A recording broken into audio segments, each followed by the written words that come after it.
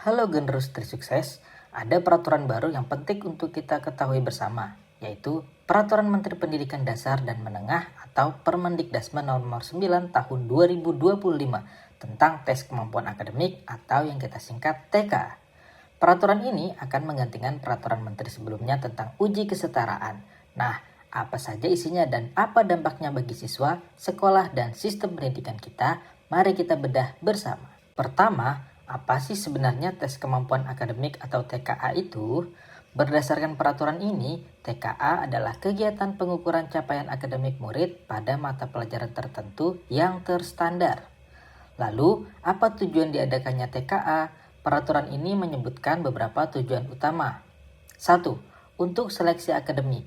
TKA bertujuan untuk mendapatkan informasi capaian akademik murid yang terstandar. 2. Penyetaraan. Menjamin akses bagi murid dari jalur pendidikan non-formal dan informal untuk menyetarakan hasil belajarnya. 3. Peningkatan mutu.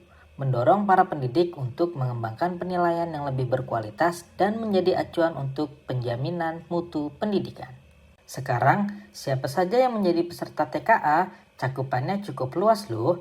Peserta TKA bisa berasal dari 3 jalur pendidikan, yaitu formal, non-formal, dan informal. Dengan syarat mereka harus terdaftar dalam sistem data yang dikelola oleh kementerian. Secara lebih rinci, 1. Dari jalur formal, yaitu siswa kelas 6 SD, MI atau sederajat, siswa kelas 9 SMP, MTS atau sederajat, dan siswa kelas 12 SMA, MA, sederajat, dan siswa tingkat akhir SMK, MAK. 2. Dari jalur non-formal.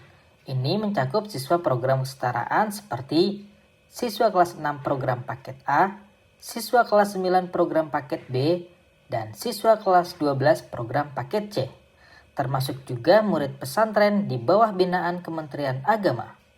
3. Dari jalur informal. Ini ditujukan untuk murid yang mengikuti pendidikan di rumah atau homeschooling. Namun, ada pengecualian.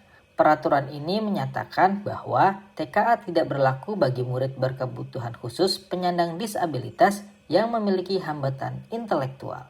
Lalu, mata pelajaran apa saja yang akan diujikan dalam TKA? Ini dia daftarnya berdasarkan jenjang. 1.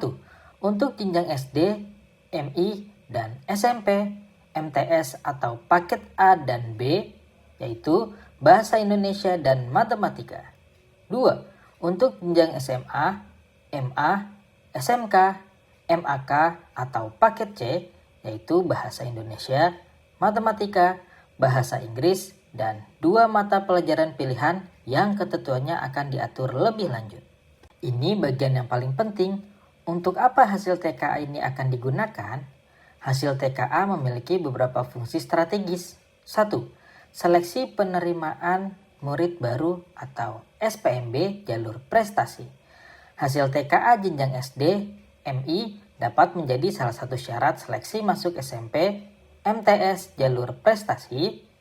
Hasil TKA jenjang SMP, MTS dapat menjadi salah satu syarat seleksi masuk SMA, MA, dan SMK, MAK jalur prestasi. 2. Seleksi masuk perguruan tinggi. Hasil TKA untuk jenjang SMA, MA, dan SMK, MAK dapat menjadi salah satu pertimbangan dalam seleksi penerimaan mahasiswa baru. 3. Penyetaraan. Hasil TKA digunakan untuk menyetarakan hasil pendidikan dari jalur non-formal atau paket A, B, dan C, dan informal atau homeschooling dengan pendidikan formal. 4. Keperluan seleksi lainnya. Hasil TKA juga dapat dimanfaatkan untuk keperluan seleksi akademik lainnya. Setelah mengikuti TKA, peserta akan mendapatkan sertifikat hasil TKA atau SHTKA yang diterbitkan oleh kementerian. Sertifikat ini nantinya akan dicetak oleh satuan pendidikan masing-masing.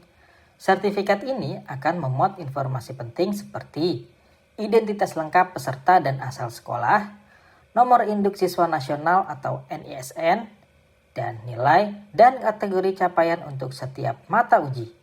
Jika ada kesalahan data atau sertifikat rusak atau hilang, jangan khawatir, Peraturan ini juga mengatur mekanisme perbaikan dan pencetakan ulang sertifikat. Itulah poin-poin utama dari Permendikdasmen nomor 9 tahun 2025 tentang tes kemampuan akademik.